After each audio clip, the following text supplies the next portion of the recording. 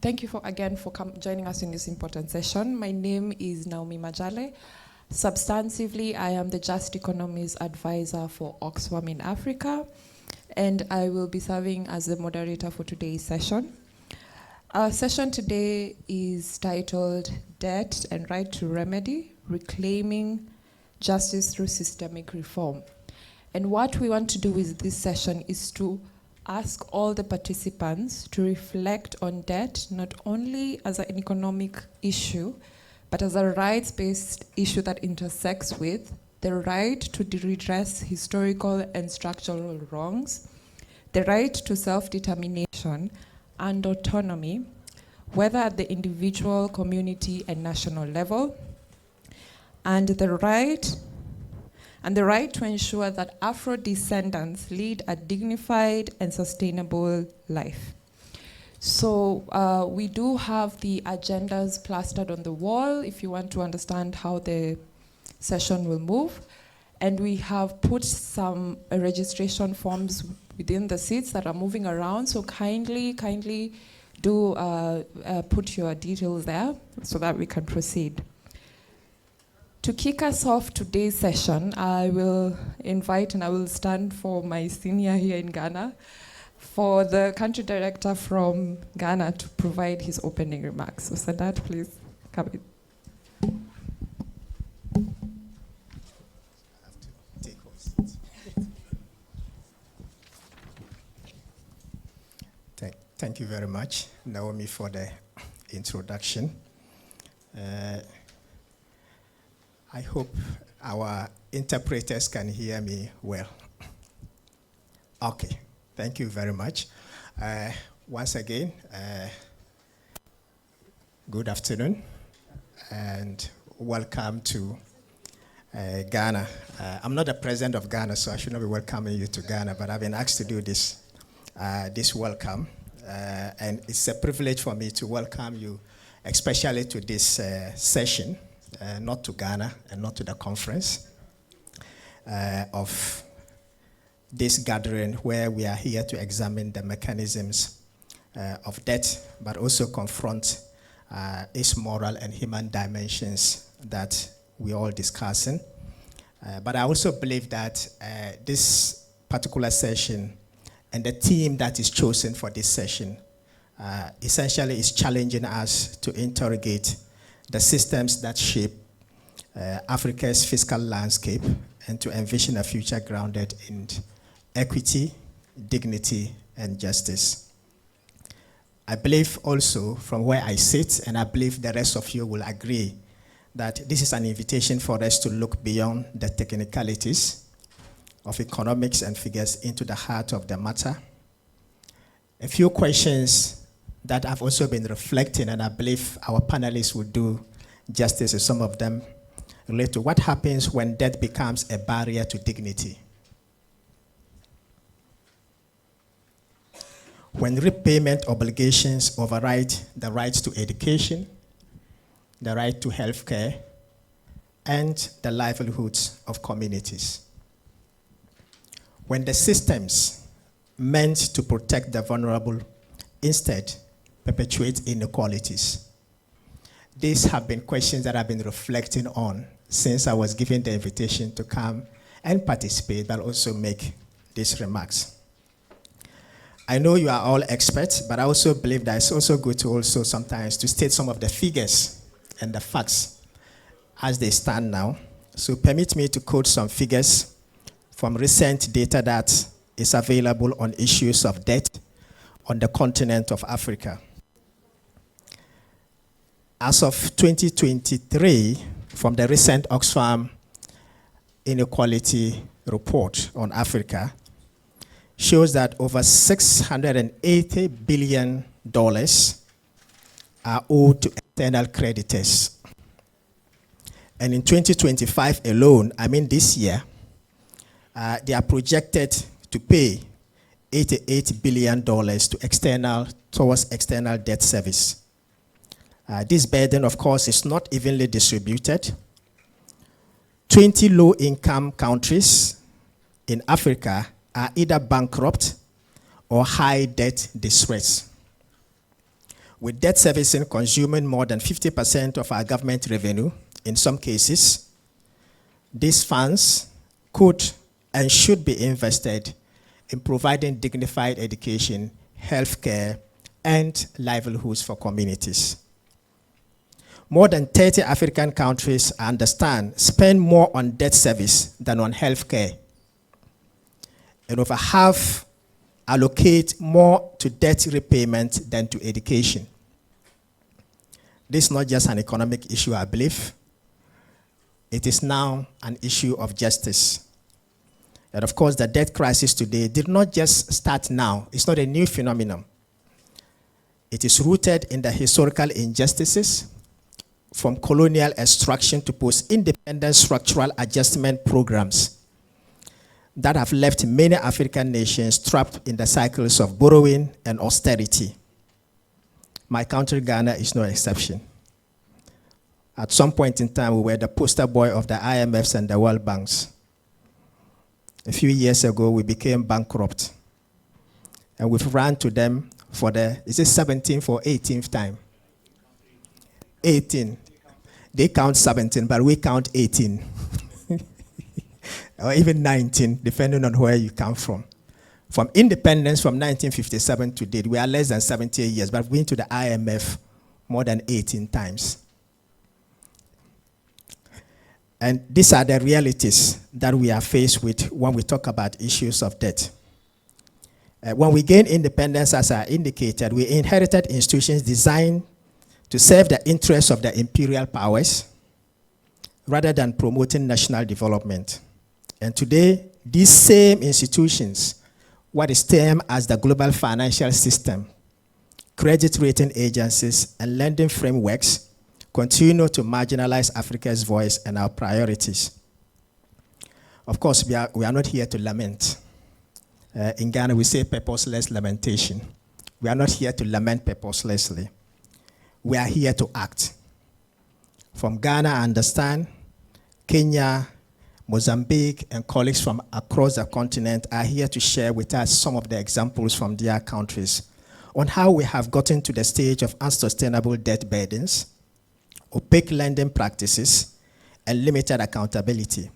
But we are also seeing resistance, innovation, and hope by civil society actors such as you guys here in this room, grassroots movements and policy advocates, pushing back and demanding for transparency, fairness, and above all, remedies for restored justice. We are calling for new global financial architecture that reflects Africans' realities and aspirations. Permit me to quote some few people here to buttress some of the points before I conclude. One time, we have the one campaign director, Maka, who said, African countries pay an average of 4 times more to borrow than the wealthier nations. We pay 4 times more to borrow than the wealthier nations. For too long, Africa has operated within a global financial system that does not fully account for its unique economic realities, unquote. I believe this session this afternoon will create the space for us to ask some of the hard questions, but also find answers to them. How debt impacts the realization of human rights? What does a fair and transparent debt resolution system look like? How can we ensure that remedies are accessible to those most affected, not the wealthy? What principles should guide responsible lending and borrowing? And that we must recognize that reparatory justice is not just about the past. It's also about the dignity of the present and the direction for our future. It includes legal redress, institutional reform, cultural renaissance, and economic transformation. Permit me once again to quote one famous African from Kenya, Wangari Maathai. I hope I pronounced the name well. There comes a time when humanity is called to shift to a new level of consciousness, to reach a higher moral ground. And I believe that time is now. We are here today because we believe that there is another path that is possible. A path where debt justice is not an abstract ideal, but a lived reality. A path where systemic reform is not a distant aspiration, but an urgent necessity. I believe this session will help us to catalyze ideas, build alliances, to take action. Because reclaiming justice through systemic reform is not a dream. It is a necessity for us at this point in time. And it begins with us in this room as we go through the discussions that will come. It requires us to be bold, courageous, collaborative, and have clarity of purpose. It demands that we center the lived experience of those most affected and that we challenge the status quo with bold, evidence-based alternatives. I therefore invite each of us to bring our full selves into this conversation, our expertise, our questions, and our convictions. Let us listen deeply to our cherished panelists, speak truthfully, and build a collective voice that will push for debt justice in Africa. And of course, I will end by saying thank you. Asante sana, merci, shukran, and the obrigado. Thank you.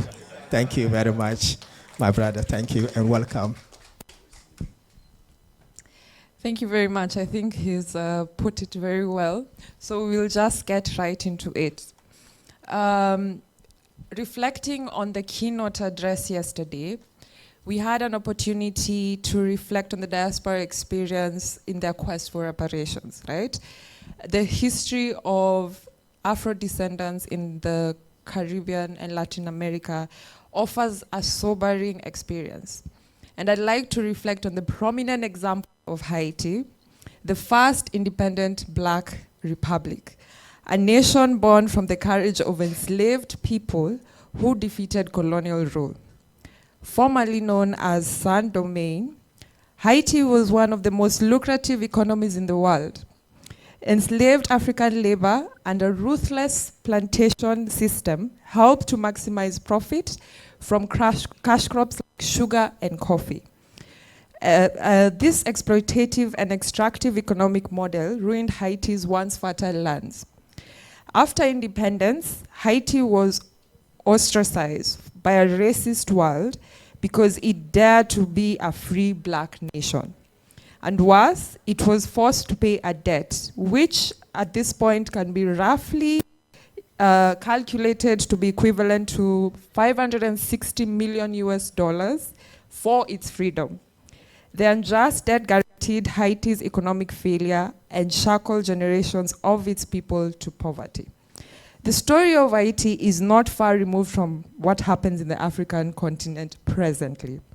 Across our continent, as Sadat has rightly put it, but allow me to reiterate it, debt continues to function as a modern tool of value extraction and control, where repayment obligations take priority over investments in health, education, social protection, and climate resilience. So our discussion today will explore how this plays out within the continent with experiences from Mozambique, Kenya, and Ghana.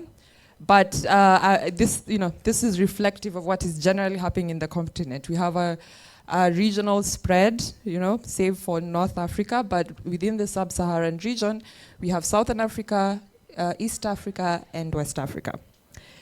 And I'd like to invite our panelists. I'll just briefly, introduce them, but they will provide more information in their reflections also around the work that they have been doing as civil societies who are in this space.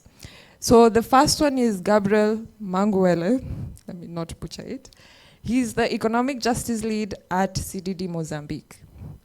And then we have Annette Nerima from the Kenyan Human Rights Commission, where she is the Inclusion and Political Justice Program Manager.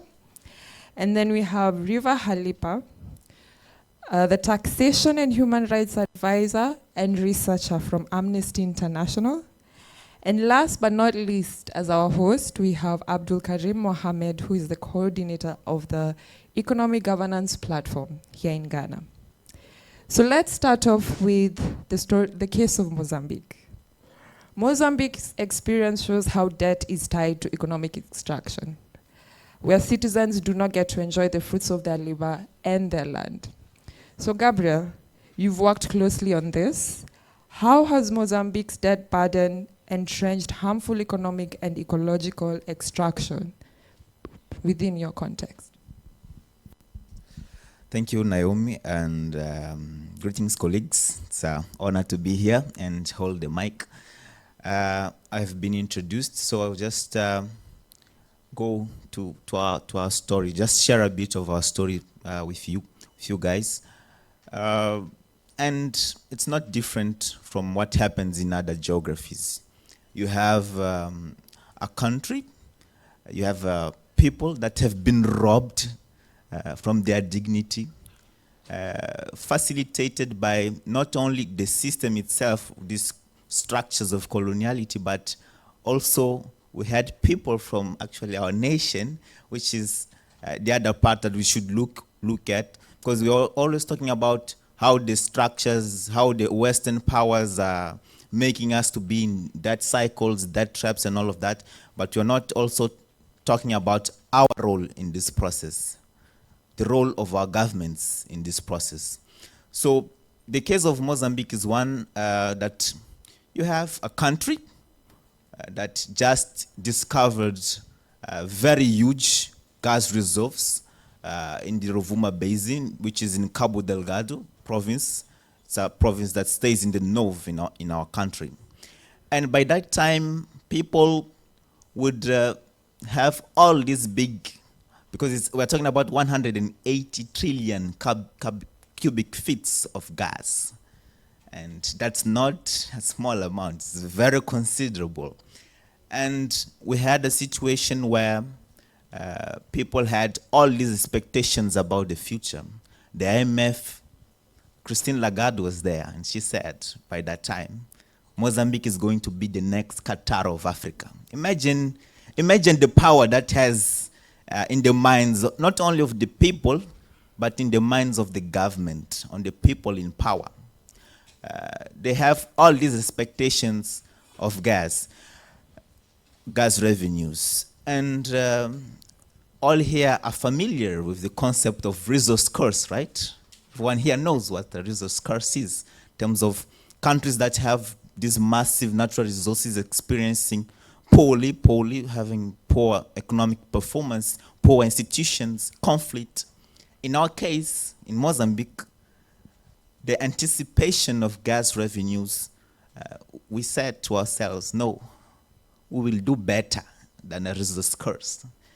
We'll do better. And when I say we'll do better, can also we do worse, is that we didn't wait. Because from the concept, the resource curse comes after you start exploiting the resources. But in our case, it comes before. The gas is still there, and the curse, the symptoms of the curse are already there. What I mean by this is a group of people in government decided to anticipate, eat before time, to put it in simple terms, eat before time the gas revenues that we were waiting for. And they did this through a loan, a hidden loan, $2 billion. $2 billion, they went in through systems, through briberies, through all this corruption, they were able to secure a $2 billion loan, $2 billion loan for the country, without parliamentary approval, without the general public knowing about it. And we have this debt. They had it. Part of the resources actually came from us. Just 10% of the 2 billion that came for Mozambique, just to pay bribes, and the rest stayed offshore. This case makes you think, because it's a poor country. Okay, you have expectations of revenue, but it's a poor country. But bonds were issued at the international market. People bought those bonds of a country that You see that this country at the present level doesn't have capacity to pay this debt, but people bought those bonds. When you talk about this financial architecture that profits on our underdevelopment, they bought the bonds. We have here a big role from Credit Suisse and VTB, the Russian bank, but they bought it. They bought the banks gave us the money they had, and also they helped us issue bonds to get these $2 billion in debt to finance 3 companies that were just paper companies, no function, nothing on paper, nothing on the ground to show for. And we have a situation that the country collapsed. These debts were contracted in 2013 and 2014, and when they came out through the international press, attention there, the international press is that showed that Mozambique has these debts, and the government officials at that time would deny it. No, we don't have any debt. We don't have debts. We didn't make those loans. But it came out, and people started talking about it, and at a certain point they had to assume it and put it into our accounts, our state accounts. And that was a shock for the donors, for the IMF. The IMF left. Donors suspended support to the budget. Our country, in terms of exchange rate, the inflation, everything was a complete chaos. Complete chaos in 2016. Complete chaos. 2 million people were pushed to poverty. 2 million people were pushed to poverty due to this anticipation, this eating before time process that we had. So this is to say how debt can rob the dignity of people, can steal the dignity of people, how was here stated. And the implications it has. I know I don't have much time. I'll just try and rush through it. But just to show, to continue, you see, the promise of development was in gas. The 2 billion debt was contracted based on the gas expectation. The gas is not being exploited yet. More complications came.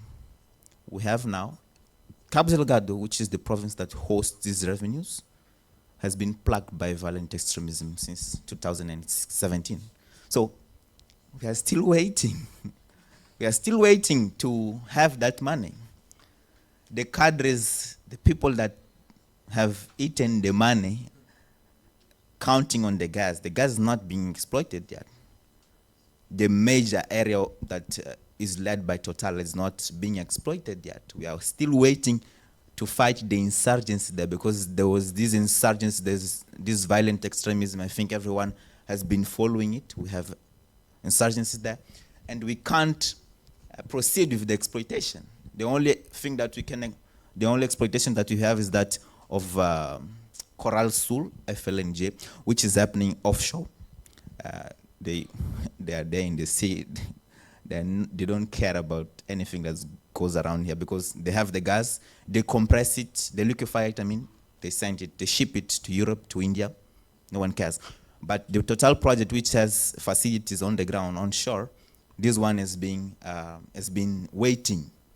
They had this force majeure in 2021, and they are still waiting. They said, no, we are going to resume now. It's not time. We are going to resume now. It's not time yet. So we are still in this process. And with this, more violations, the people of Cabo Delgado that were waiting also to benefit from those gas revenues to see some development are now suffering. Those people have to run from a place to another because of these violent attacks. And it's sad to see, Total has a plant there. The exploration is also happening offshore, but they have built a plant to liquefy the gas. It's an LNG park. In that park, you see security from all forces, Mozambican forces, Rwandan forces, Mozambican police, Rwandan police, all to guard that area. The rest of the district, people are being killed. There is this actually very sad episode where people in the district of Palma have been attacked. So what they did, they said, okay, we'll run towards the plant that is being secured because that area have never been attacked. So people thought, well, we go there and we'll be safe.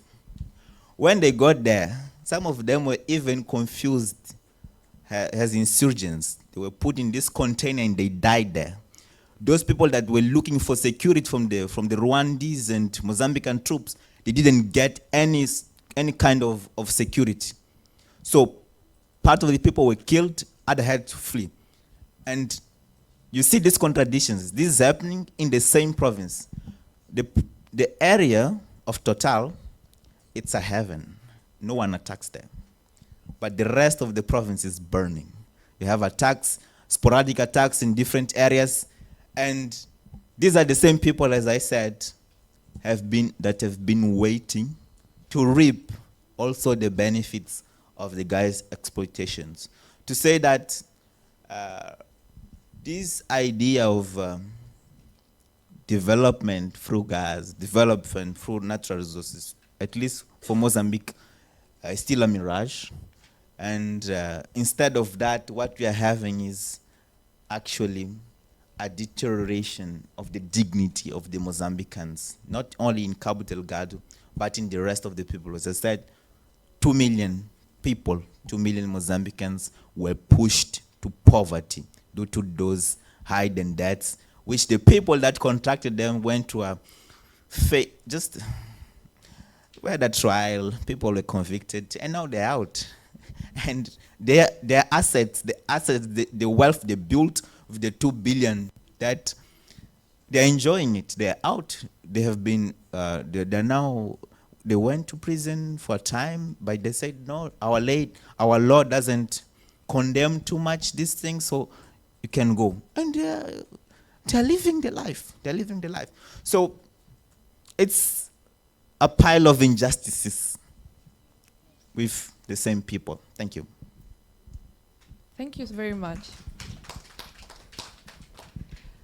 The story of Mozambique, like many other instances where extraction of natural resources has, failed to deliver on the promise of development, but has even introduced some human rights violations, right? Where people's fundamental basic human rights of even the right to life are infringed upon. And that's just one example of the many different violations we see on the continent.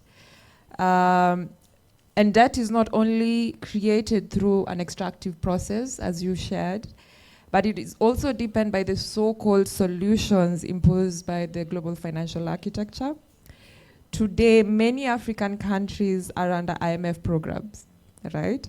And these programs promise stability, but often come at a high social cost. Now, I want to come back to the case of our host country, and I want to, ask Abdul Karim to reflect on the current IMF program. He said, we've done, and Sadat mentioned, you have done at least 18 IMF. We don't know the other numbers. It could be high, by 2 or 20. So, Abdul Karim, how effective has the current IMF program really been in addressing the current debt crisis? Okay. Thank you very much, Naomi. First for inviting me to be part of this panel, and also thank to our audience for choosing to be part of this session.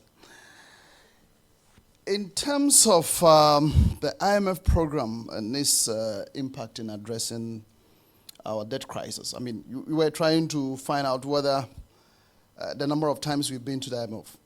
So we gained political independence for the past 68 years. And this current program, we count 18. The government counts 17. because they don't add the rapid support that we got from the IMF during the COVID crisis. But it was a bailout anyway. So we count that in addition. So it is 18 times. So if you divide 68 by 18, roughly you are having about 4 years, which means every 4 years of our independence, we have had to run to the IMF for some form of relief. It brings forth two problems. It's either if you're a physician and you have a patient who is coming to you so frequently within that short space of time, then it's either the patient is delinquent in looking after him or herself, or you, the physician, has some fundamental problem. You are not qualified for the job. You can't fix the challenge. Maybe you don't even understand what you are trying to fix. You understand? And this has been the story of our life. So over the years, the prescriptions have been the same, over and over and over. So for us, when we hear IMF bailout, it does not portend any hope of a reversal of the crisis that we have been so used to, unfortunately. But I must say that over the past few years, we have also had to reorient ourselves in terms of the adversarial relationship that has existed between us and the IFIs, the international financial institutions, the IMF in particular, and the World Bank. And thanks to the facilitation and support of Oxfam, we have been able to mobilize civil society organizations. That led to the establishment of the economic governance platform, so that we have a more productive engagement with these institutions. Because look, let's face reality. Until we build a formidable alternative away from the colonial structures that exist now, we still have to be dealing with the IMF and the World Banks of this world. So our question to ourselves has been, how do we make the programs, the prescriptions that they put forward to us work for us? And so from the beginning, at the initial stage, ours was to influence the IMF program to proffer solutions that will not sacrifice the interest of the ordinary man or woman on the street who had no hand in creating the economic mess that has become cyclical. And so, from the beginning, and I'm talking about 2014, 15, thereabout, when Ghana's economy crashed, one from fiscal overruns, but also a collapse in our major export commodity prices. Cocoa was not doing well. Gold prices had plummeted. And oil was somewhere in between. And we are net importers of oil. So when you don't have money in your coffers and your major commodities are not doing so well, and you still need to satisfy these needs. And to make matters worse, just around that time, there was a shipwreck that also broke the West African gas pipeline that brings us gas here.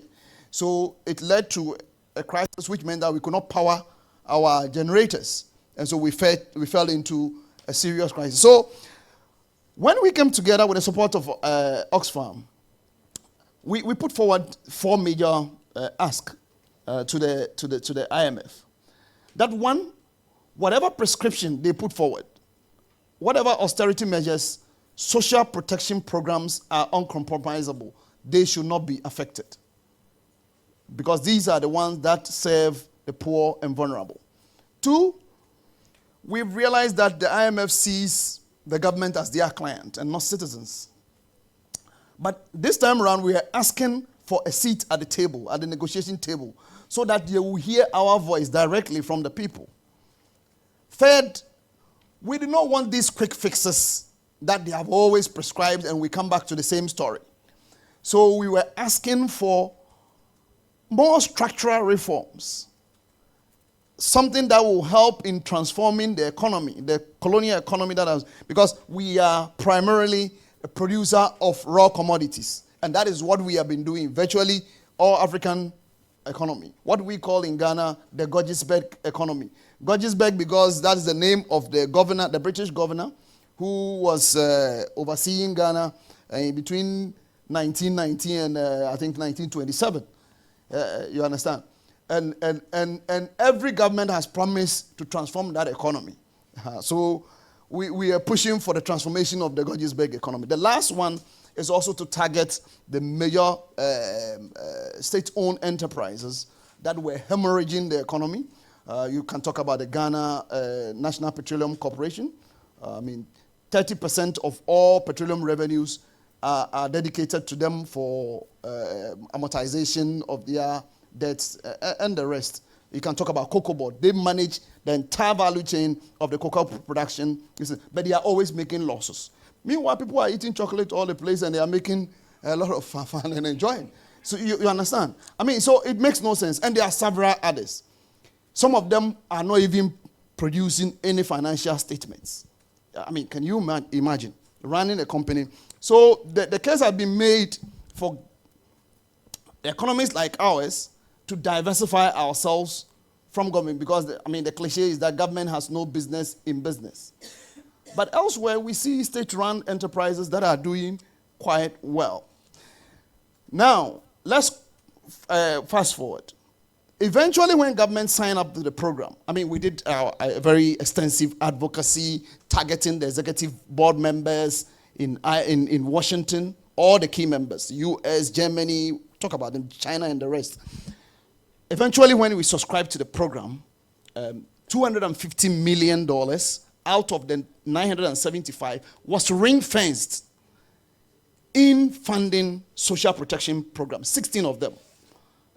Yes, you can talk about school feeding program, we can talk about national health insurance, you can talk about what they call capitation grant. Capitation grant is what funds basic education in Ghana. All right. And our hope was that was going to be the new order of the day, and that will progress. Unfortunately, when the new that government lost power, and the new one that took over went back to the same story that you gave. So we were all over the place borrowing on the euro bond market. Even when the debt sustainability analysis by the World Bank has indicated that we are at high risk of debt distress, we have these very predatory lending schemes willing to lend to us at very high, exorbitant rates, and government had no option than to take these monies. So sadly to say, even though we exited the program in 2018, by 2022, we have been locked out of the international market and had to go back looking for the IMF. You understand? But how is it going now? Well, at the time at the time that we signed out to the program, we were quite seriously in the and so what also some precipitated in this, I must say, at the peak of COVID, they were being offered debt service suspension. The debt service suspension initiative, the DSSI, was on. Strangely, our government refused to take it. So eventually, when the crisis hit, then we had a situation where we were asked to restructure our debt and all that. So how is it going? We have had to restructure 203 billion Ghana cedis of domestic debt and bilateral official credits of about 5.1 billion. So far, the restructuring saved 61.7 billion of the domestic debt, and out of the 5.1 billion external debt, the bilateral, we have saved 2.8 in the debt restructuring. So, yes, it has created some room, it has given us relief and some fiscal space. But in terms of the ratings, we are not yet qualified to go back to the, what they call it, the debt market to go and start borrowing again. But government is resorting to domestic, using short-term instruments such as the treasury bills, treasury bills in particular, and also some commercial bank lending. That is the only one that is available to us. We also had $13.1 billion of Eurobond that was at stake. They had to suffer a haircut of about 4.7 billion. So that one has also been given off.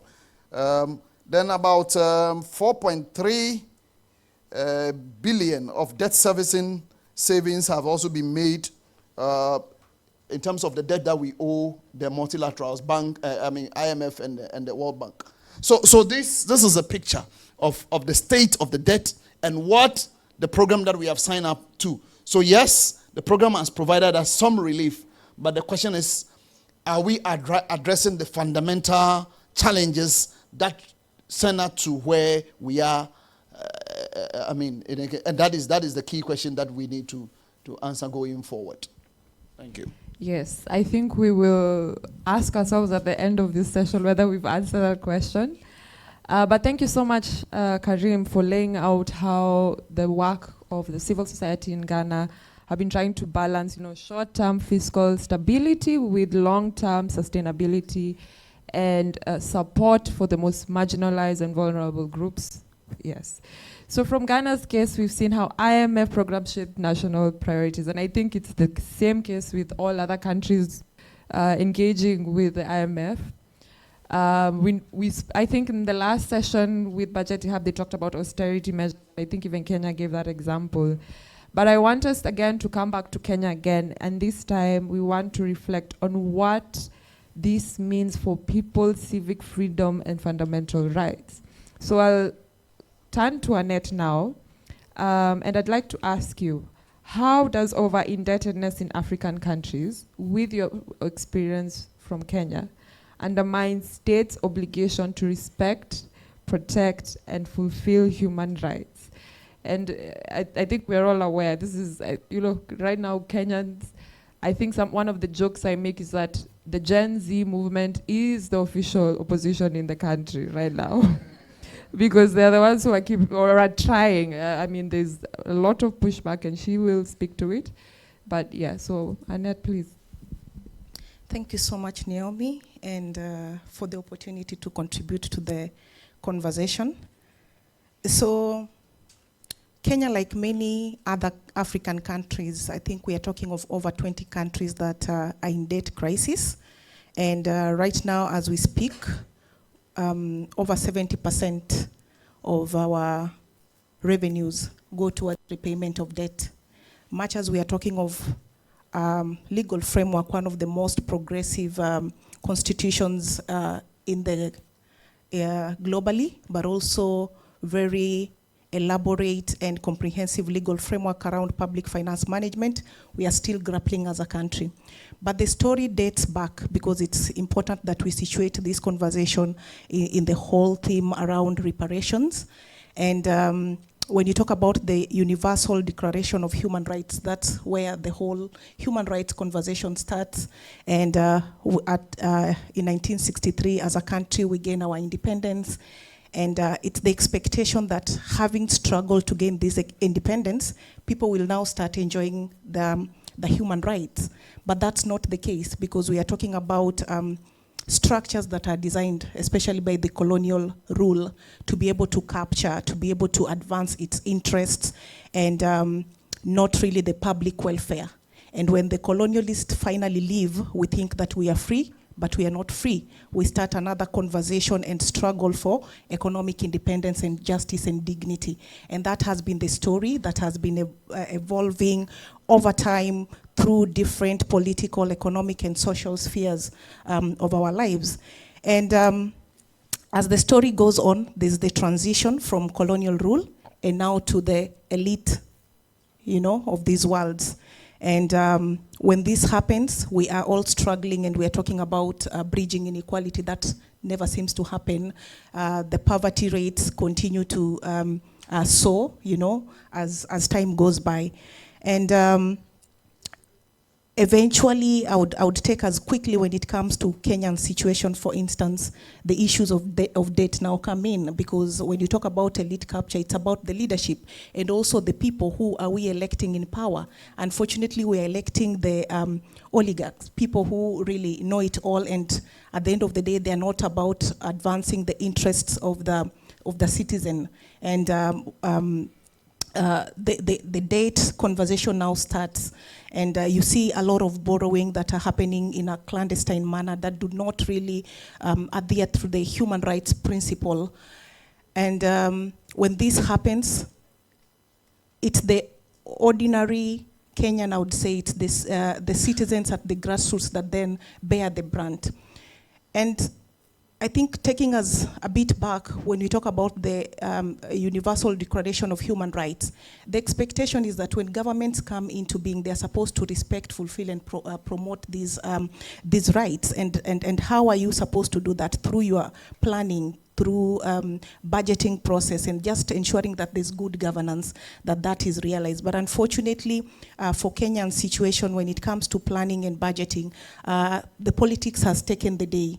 We no longer have the balance of the economic aspect of it and the social aspect of it, because when you do the balancing, that's when you'll see a lot of investments then go into the investing in sectors such as health, sectors such as agriculture and education. But when you look at, I'll just give an example of Kenya.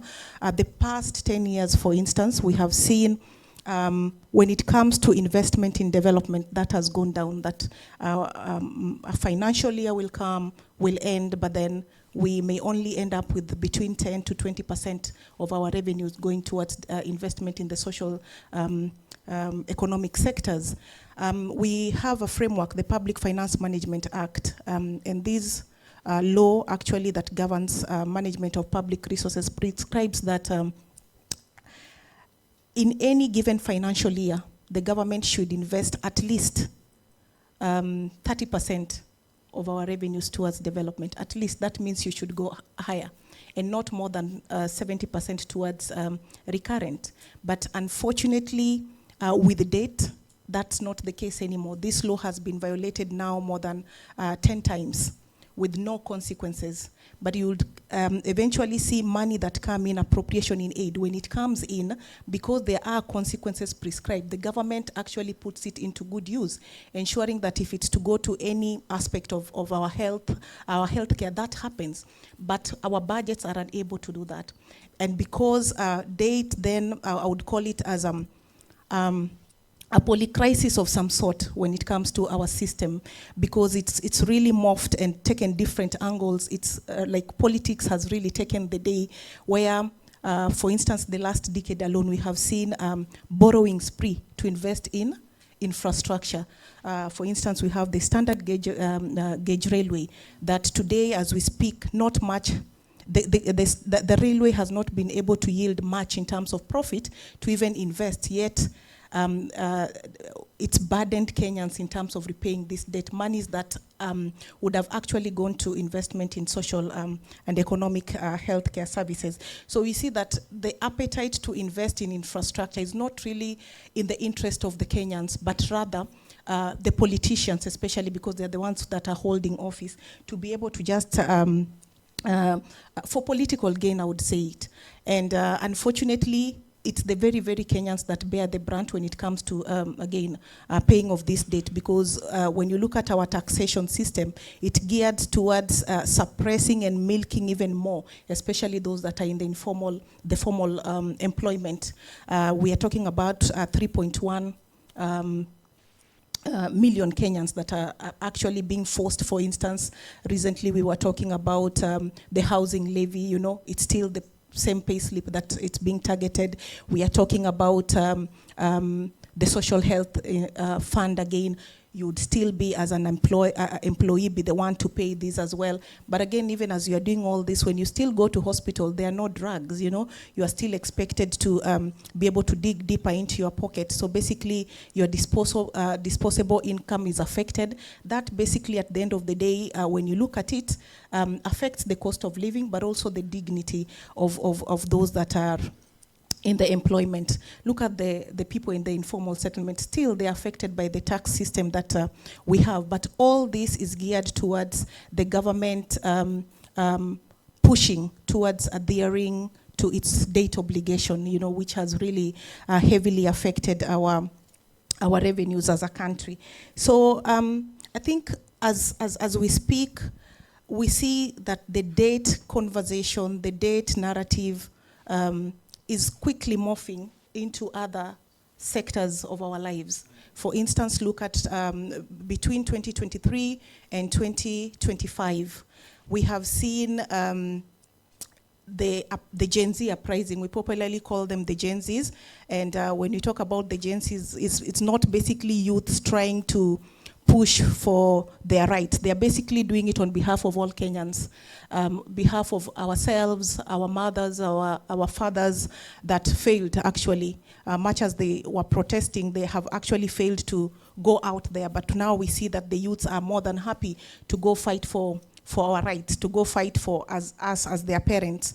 And as a result of that, this starts basically as an economic injustice conversation where Kenyans, especially those that have voted governments in and out, saying, you know what, the law actually requires that we delegate our power to the members of parliament to be able to represent us. But time in, time out, you have demonstrated that you are unable to represent us. So what we are going to do is to exercise our democratic power by going out to be able to say no to government or to you passing this punitive tax proposal. But what then happens, the conversation and the whole thing changes quickly, and the government then says, I will rein in on you.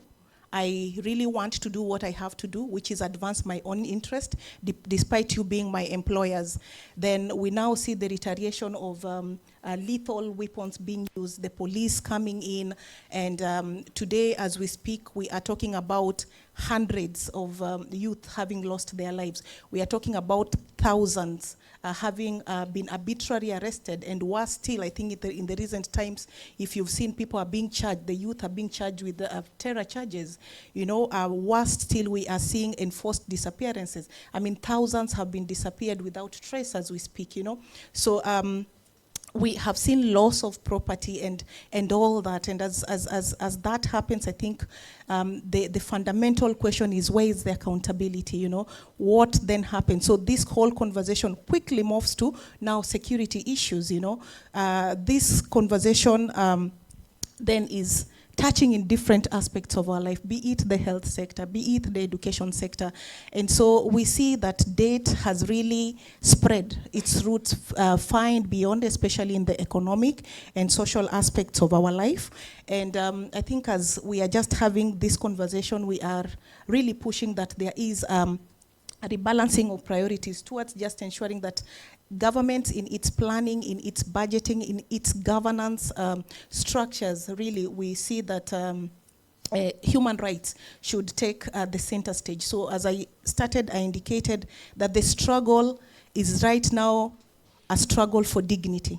That's what basically Kenyans are asking for at this particular moment and pushing through different avenues. And I think when you talk about the Gen Z uprising, I would call it, it's one of the things that is worth emulating, but by Kenyans, by East Africans, by West Africans, and the globe at large, because I think the pushback is what allowed us realize the result and the change, and to be able to just confirm and reaffirm that there's power in people, there's power in organizing, because it was about interest-based organizing. We were all feeling the pinch. The high cost of living was affecting all of us, and so that becomes really, really a big plus in terms of this struggle.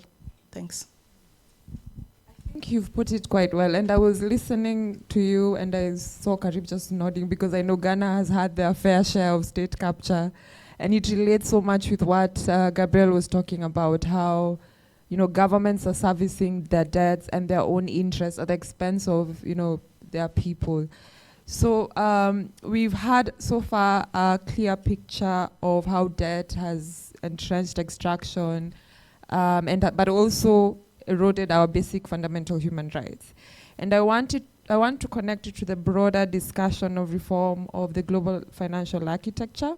And this, we want to bring in the legal dimension. Riva, reflecting on what we've had right now, on the origins of debt, the enduring consequences on African countries, how can the legal right to remedy, applied through a human rights approach, right, be used to achieve debt resolution and tackle systemic inequality that we are facing currently? I think you had a presentation. Yeah, I had some slides. Yeah, can they please... Just 5. Okay, yeah. 7. Just 7. Can they please project it? We hope it will provide some... Not it will much. close the loop with what we've been saying. We've been lamenting on the issues. Yeah. So let's try to see if we can... Okay, great. Just a little bit of visual entertainment. Okay, so thanks so much, Naomi, and thanks everyone for being here. So I mean, the question is around understanding how we can use the reparative justice framework for global economic reform. So just to situate the context that my panelists have talked about, what does this mean in a reparative justice framing? So just to be clear on the right to remedy, it's the legal right to seek justice and redress for harms, whereas reparations is the actual outcome, so it's the substance of that seeking for redress.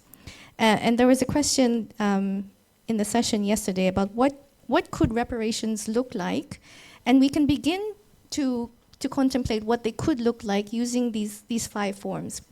So restitution is the idea of restoring the victim to the place that they were prior to the harm. So that could be the restoration of land, liberty, rights, abolition of slavery. In the US, it was called 40 acres and a mule, to bring them back as much as possible to the situation that they were before the harm. Compensation can be damages for harm suffered. Rehabilitation could be medical, psychological, social, legal. Satisfaction is the idea of apologies, and so recognizing a recognition of that harm, memorials, truth commissions, and guarantees of non-repetition. It concerns, reforms to ensure against that reoccurrence. So in the Kenyan context, for example, after the post-election violence, there was a lot of constitutional reform. There was a Truth, Justice, and Reconciliation Commission. So there was building of houses. There was the operation to return internally displaced persons to where they came from. There was medical, legal, psychosocial. So it encompassed all those forms. And even if you look at the CARICOM 10-point action plan, it also has all those forms of reparations. So that's a starting point. And in the context of global economic reform, as it's been said yesterday, it's not just about accountability and redress for what happened before, but also dismantling contemporary structures and systems of discrimination and inequality, including as manifested in tax, debt, and climate injustice. So this story here takes us back to how long we have been clamoring for economic sovereignty.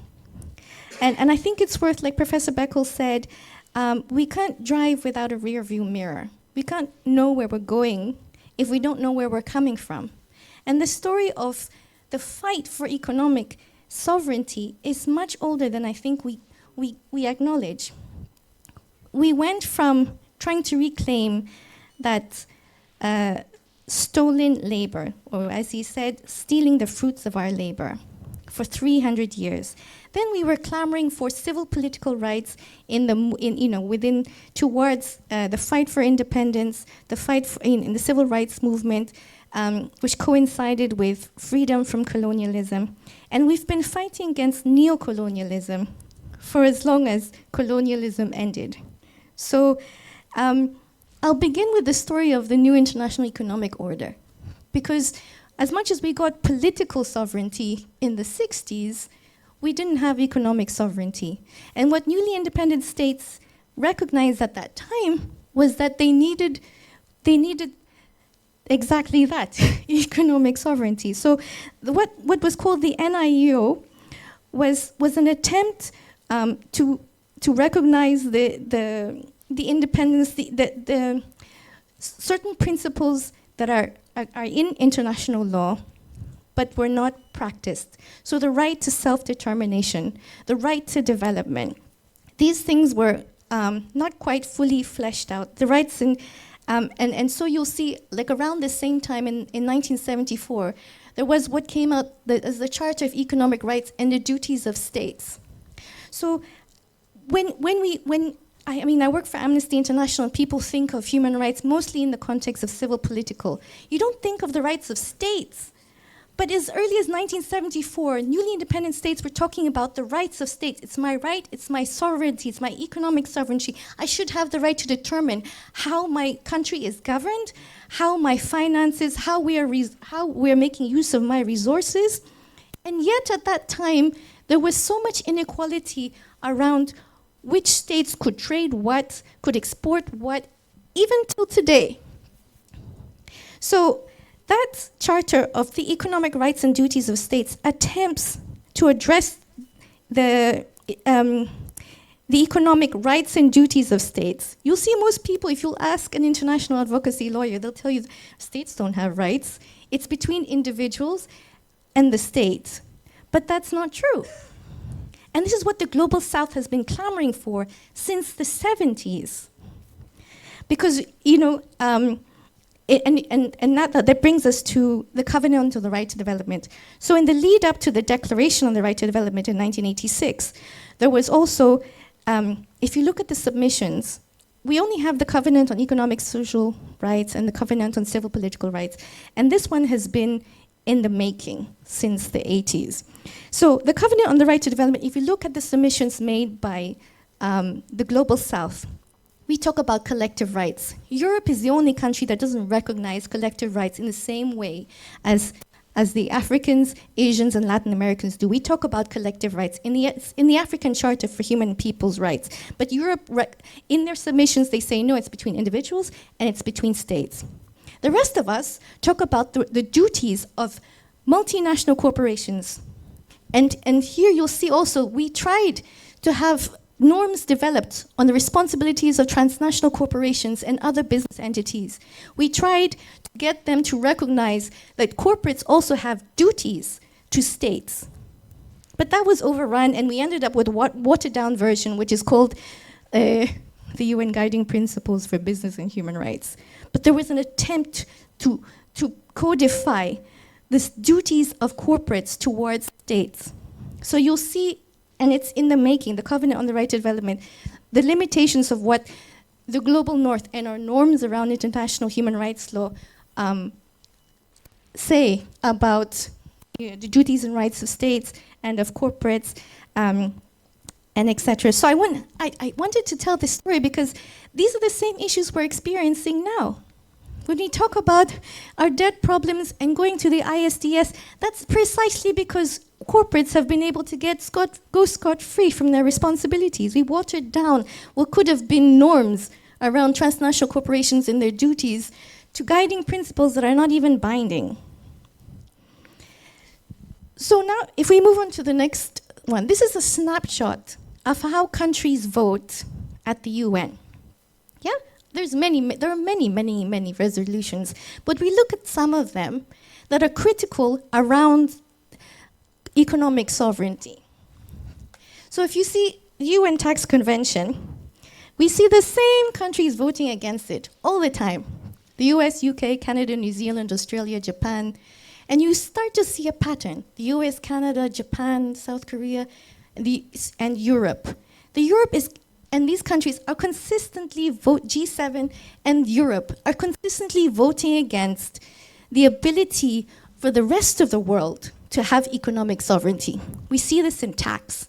We see this in the new international economic order at the time in 1974. We see that in the Charter of Economic Rights and Duties of States. We see this on resolutions relating to trade and development. We see this around debt restructuring. In every forum, in every space in which the rest of the world are trying to regain economic sovereignty, without which you have no political sovereignty, the US, UK, Canada, and the rest of Europe are voting against us. So that's the context that we're working through. But it doesn't have to be that way. I mean, we've seen some progress around the UN Tax Convention. We had some language around initiating intergovernmental negotiations around the debt convention. So we are moving somewhere. We have come from somewhere, and we're going somewhere. So if we now go to the next slide around reparations, these things don't always have to be contested at the UN. Like a lot of panelists in other sessions have talked about, they can be brought by individuals for specific atrocities. We see that in the Herero Nama case. We see that in the Mau Mau case. Like, you can, as a group, seek reparations for specific atrocities. We see the opportunity in political diplomatic pathways, like CARICOM. And we see, and yes, we can look for broader systemic reform through the UN, as we are trying to in many of those spaces and those contexts, like I was making. If we move on to the arguments for and against, some of these have been already discussed, but I just want to talk about how ridiculous some of them are. So some arguments for slavery at the time was called the doctrine of discovery. We discovered it, so we can colonize it. The other one was the principle of civilization. It's empty, uncivilized. We have a right to conquest and to apply our commercial rights. And then against it, there's like, well, how can we ever quantify slavery and colonialism? It's too big, and it's too generationally far away from us. And then, of course, there's we already developed them. We developed we put up a university, gave them aid. And again, in the Herero Nama genocide, Germany compensated through aid. And of course, that doesn't count for reparations, yeah. So those are some arguments against reparations, but there are some that are for.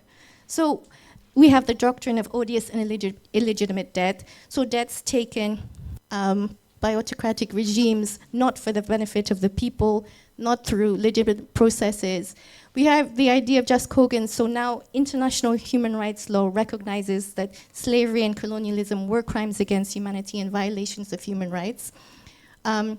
We have, like I said, the right to self-determination, the right to development, the idea of unjust enrichment. And I wanted to pit these ideas against each other because you can see how law has evolved over time. So people could be property and then not property. And countries could be civilized and then not civilized. And so when we contemplate the opportunity for reparations, it's also the idea of recognizing that things can change. And we were challenged with the idea of writing our histories and challenging epistemologies and challenging our conceptions and our biases in order to, and to make the law work for us. When I was in law school, they forced you, well, they didn't force you, but you had to memorize cases if you wanted to evidence any arguments. In most cases, I forgot. But there was one that I didn't need memorization because it seared my memory. And for me, this is kind of emblematic of the idea around the evolution of law, human rights, economic framings, and the different ways that we can approach human rights. And it was the case for me of Ahluwalia versus Ahluwalia. So as a student then, I identified as a feminist without really understanding what feminism was. And in this case of Ahluwalia versus Ahluwalia, there was this woman and a wife who was in every way abused by her husband, beaten, attempted to be run over, economic abuse, sexual abuse, for many, many years. And one day she decided to wait till he slept so that she doused him in petrol and then lit him on fire. And the defense argued that she was provoked.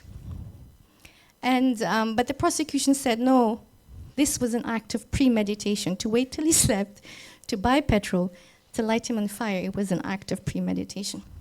But the defense and the judge, in their wisdom, said, for this woman, in these circumstances, because this woman had been through so much, and women in general take so much beating before they actually do anything. This defense of provocation is applicable to her, and it's applicable to women, because this is how women respond. Men respond with immediacy. And what was eye-opening for me then was like, oh, this is a feminist response to the interpretation of law for this victim. And what it meant for me is like, even now when we consider reparations, how are we considering the framing or the ask or our understanding or our biases around what reparations should look like? Are we centering the victim and the needs and the circumstances and the characteristics of the victim when we ask for reparations? Are their voices being heard? So this is the last slide, I promise. And this is just to show you that these are different ways that we can approach reparations in the same kind of spirit that Ahluwalia versus Ahluwalia happened. So we can use litigation, we know this.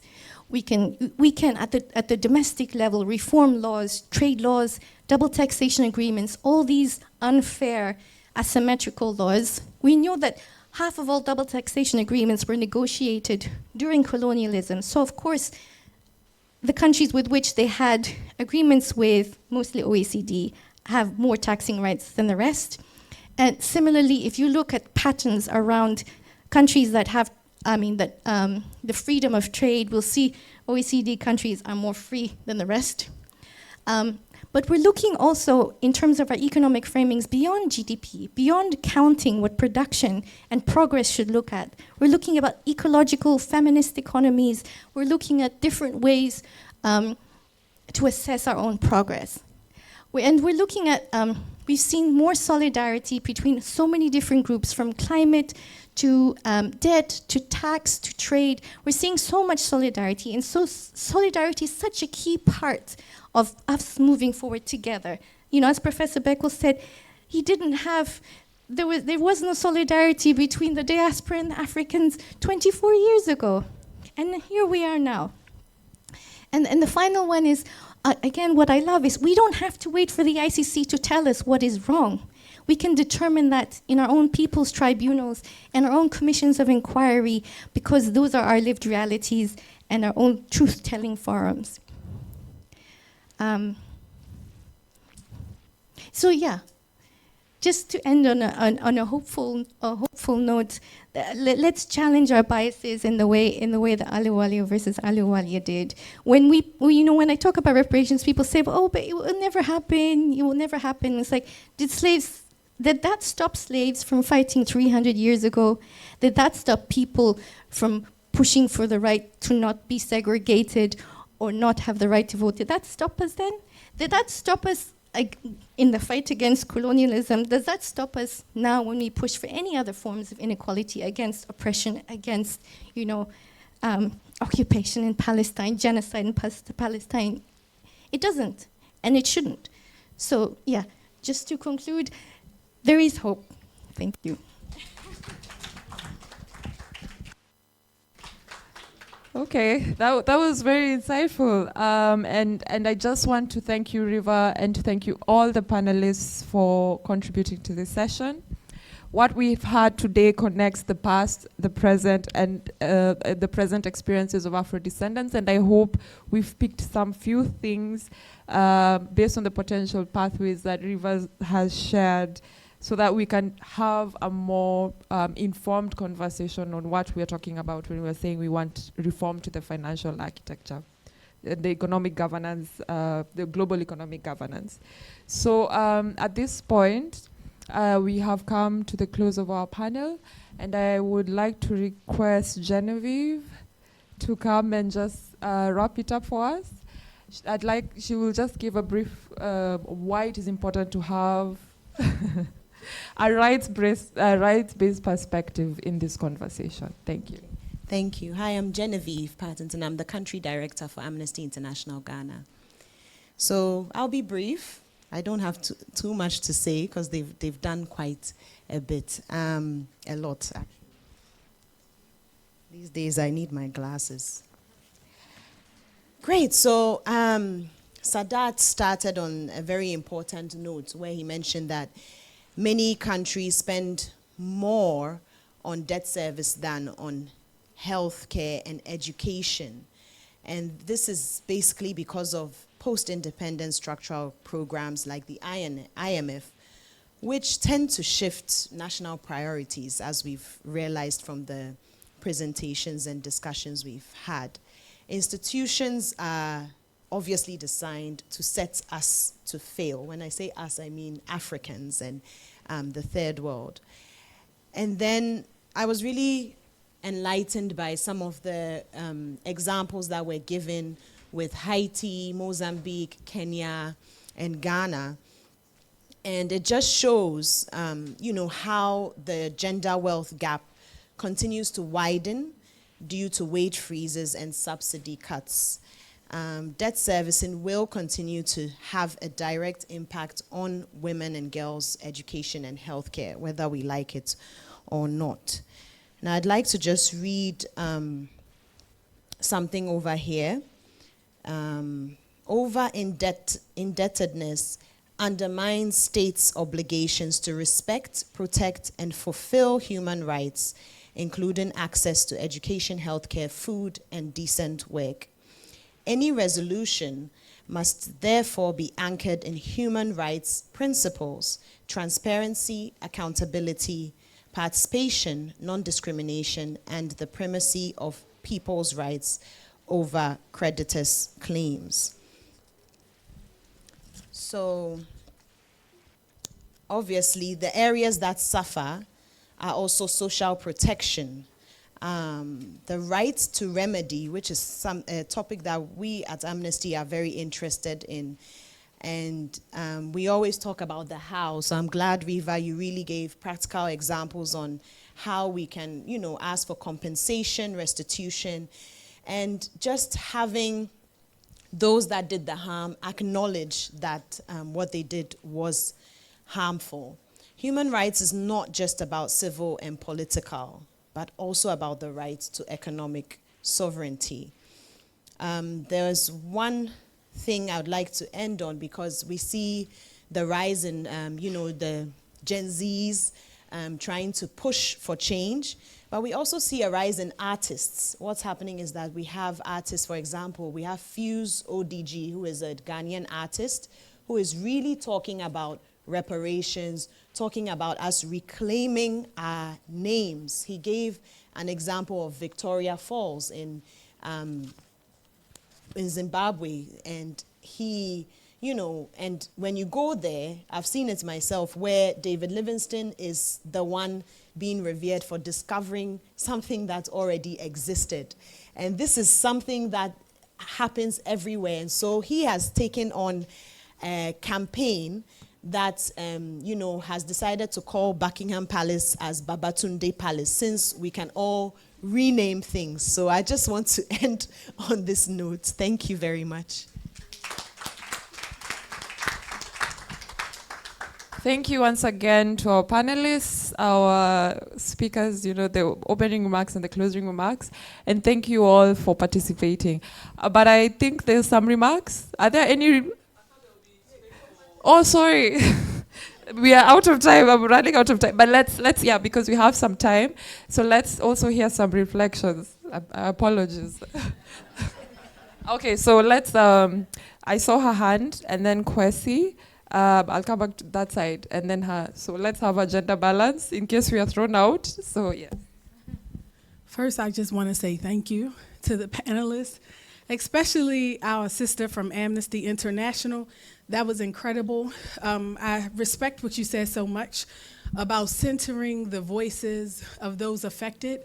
I was born in Baltimore in the US, and I'm always appreciative when we talk about the diaspora, because we are trying to build a bridge. But what's important to know about the diaspora is that we are just as diverse as the continent, and even more so in some cases because we span the globe.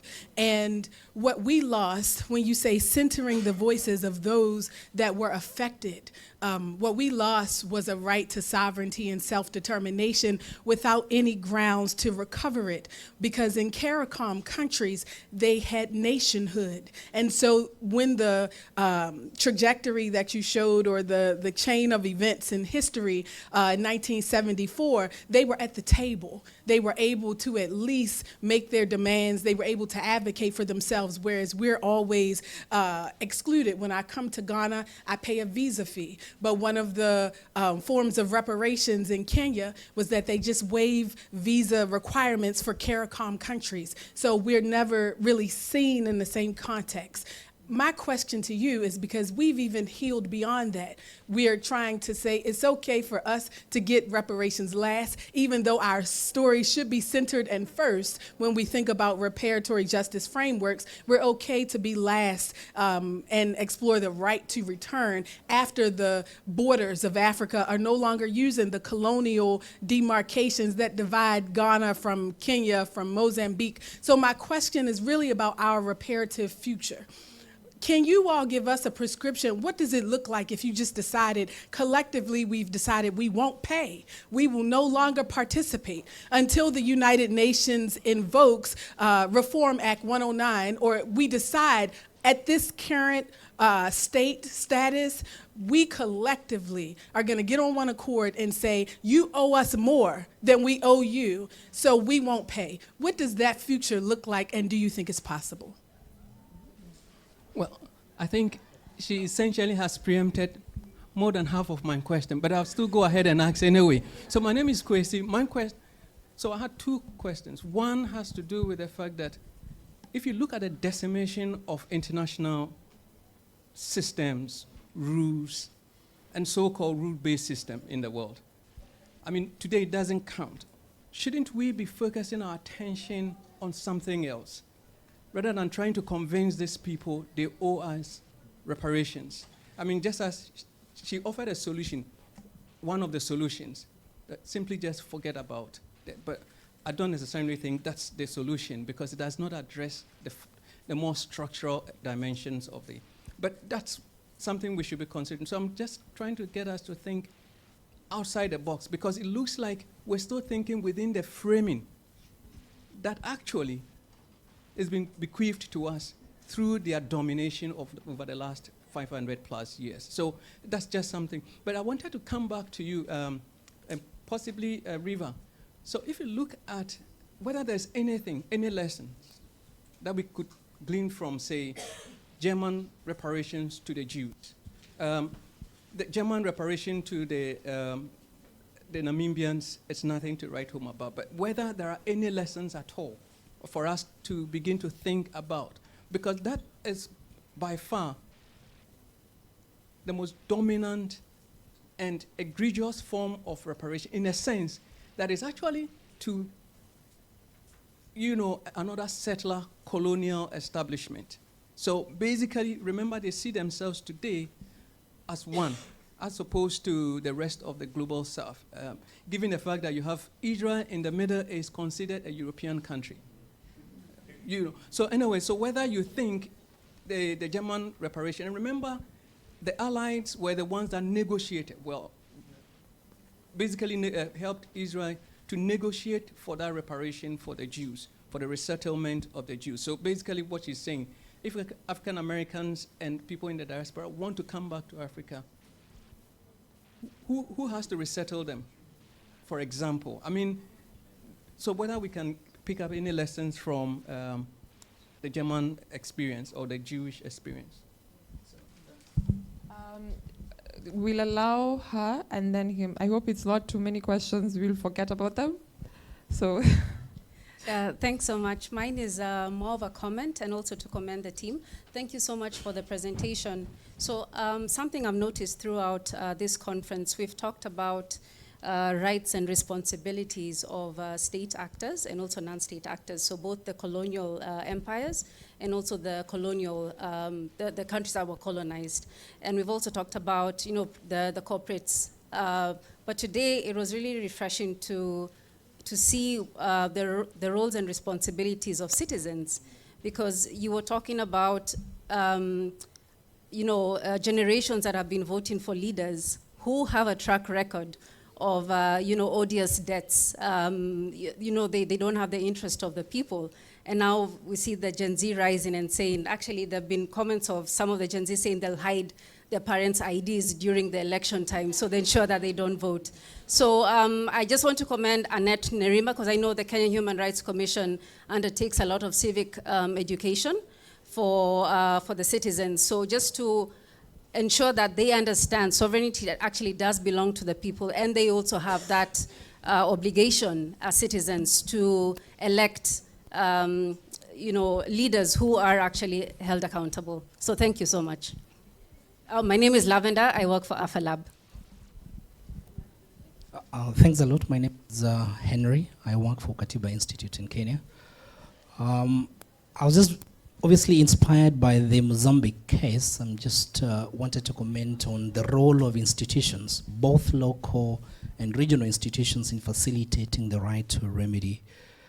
Arising out of the situation, the tuna bond scandal in Mozambique, you realize that creditors such as Credit Suisse were hit by sanctions by European regulatory authorities and American regulatory authorities.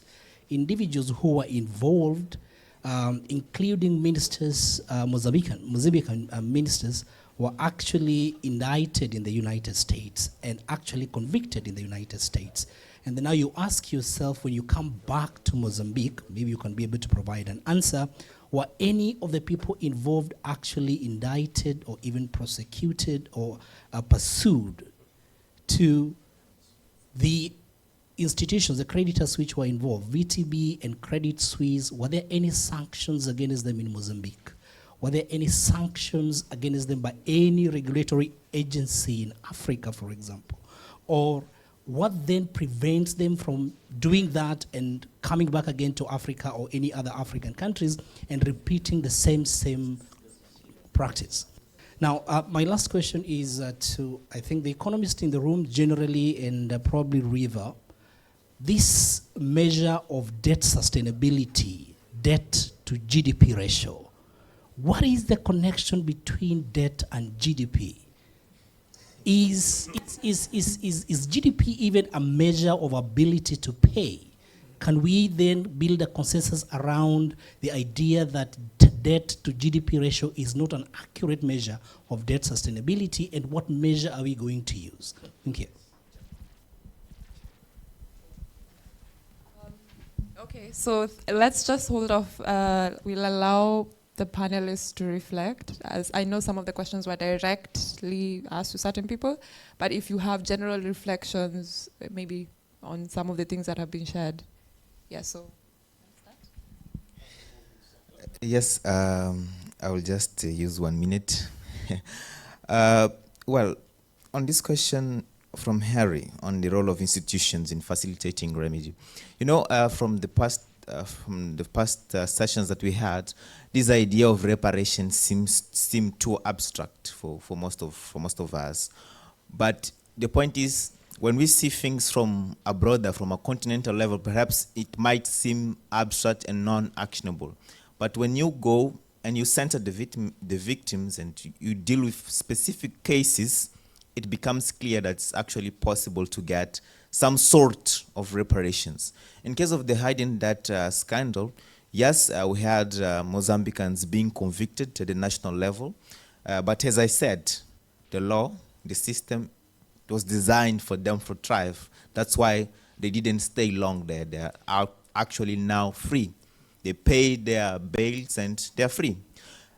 At the international level, we, as civil society, played a very important role. The Minister of Finance, who was caught in South Africa, then there was a fight about extraditing him to the US or him to Mozambique. He was thankful for this fight that civil society went through. He was extradited to US, and he then answered and gave more details about the scheme. He was also indicted and convicted there.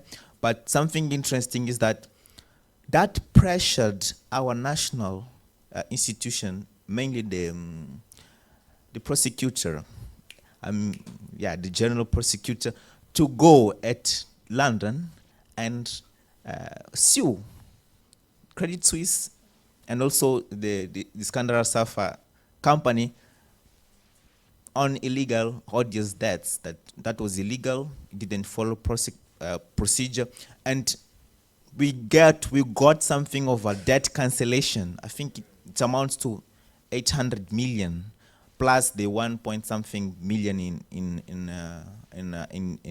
interest. So we got some sort of this is an odious debt, sure, but we got some sort of reparation through national pressure, national advocacy, but things went through. Just to say that there are so many avenues to get reparations, and it's not just looking at this from a broader level, but specific cases also require some kind of specific solutions to those cases. So it is possible, and the Mozambican case proved that. We missed a lot of money, sure, but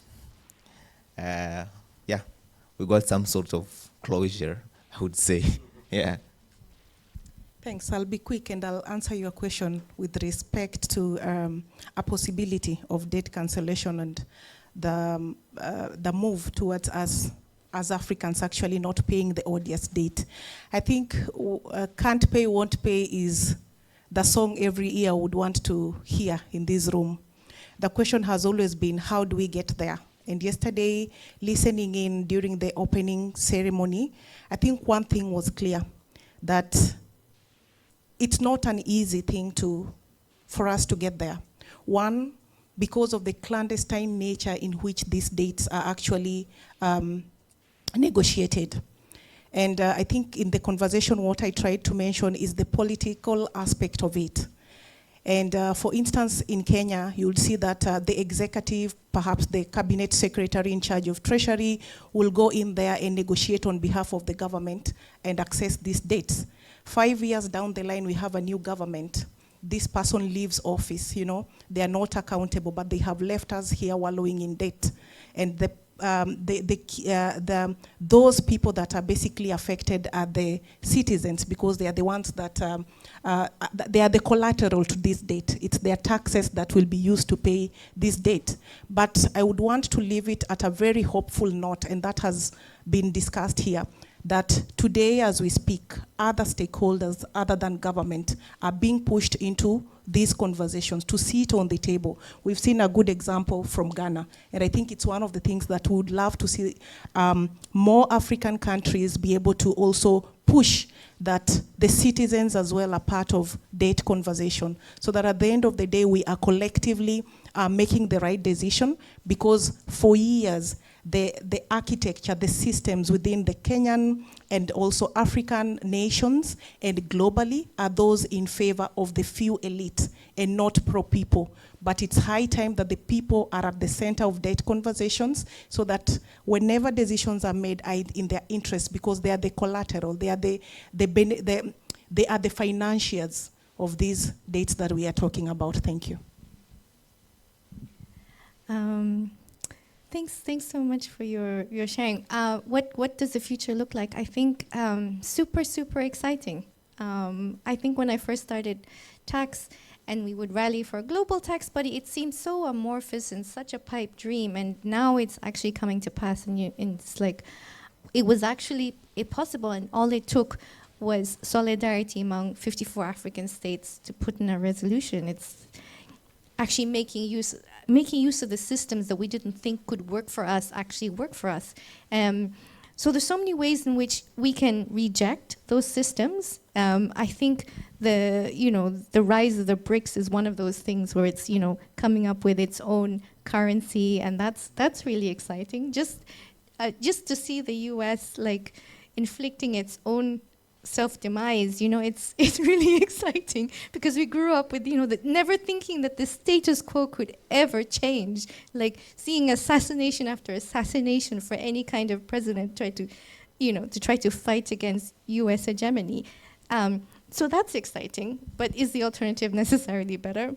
Maybe not, but just to see that there's possibility around global economic change.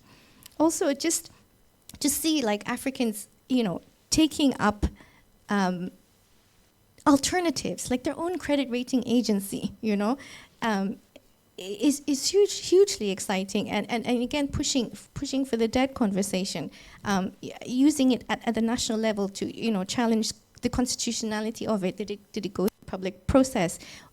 Why are they not registered? Why are they not published? Why don't they abide by constitutional principles around the budget making process?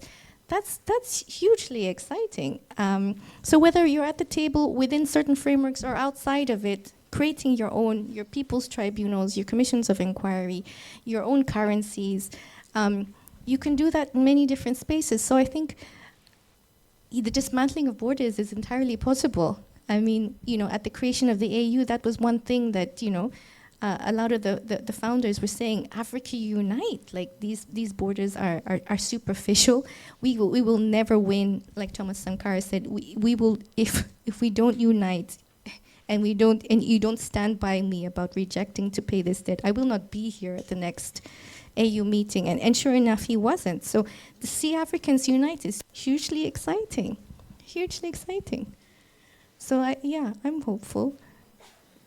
Did I answer your questions, Kwesi?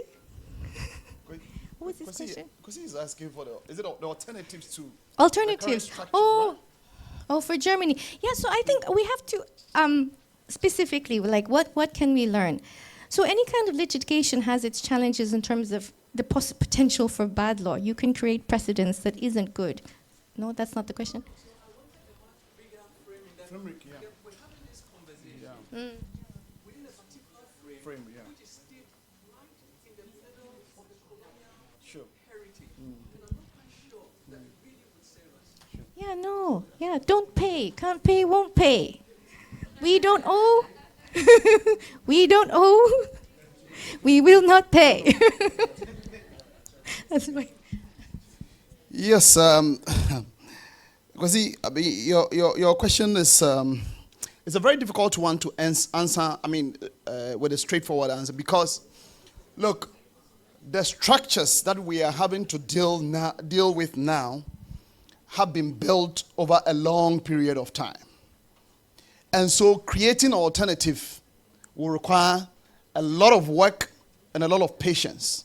Yes, we may not have that time, we may not have that patience for that long. The British were here in Ghana for 136 years.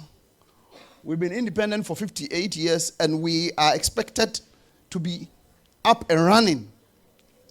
And we are told we have no excuse. But it's not like when they left us alone to be on our own to do things to serve our interests. You know how we started. Nkrumah was so, optimistic, full of ideas. What happened to him? And he himself said, there is something that we must be aware. He said, neo-colonialism is the new stage of what? Imperialism. It's the next stage of imperialism. So they didn't just leave. They have their stooges all over the place. So the current breed of leaders that we have, the question we must ask is whether they are serving our interests. Because the structures and barriers that have been set up against us are too huge and difficult to overcome. And so we must be intentional in breeding and nurturing, and recruiting new breed of leaders with that new mindset. Because when you are talking about the legal system, all your agreements says that in terms of any disagreement, you will go for international arbitration. Where is it situated? It's not even in your language. We are the only continent who define ourselves by Anglophone, Francophone, Lusophone, by what our colonialists define us by. And these, we need to unlearn. We need to declutter that. We are confused, more or less. You understand? So we need to wash our brains clean of all these, the vestiges of these colonial structures. there is a lot that we need to do. Your question is not easy. The very philosophy of our development is not even owned by us. It's not which economic philosophy or principle comes from South Africa, Kenya, or where? We are all quoting, what's the name? Adam Smith. What has it got to do with my mother from Salaga? I mean, nothing.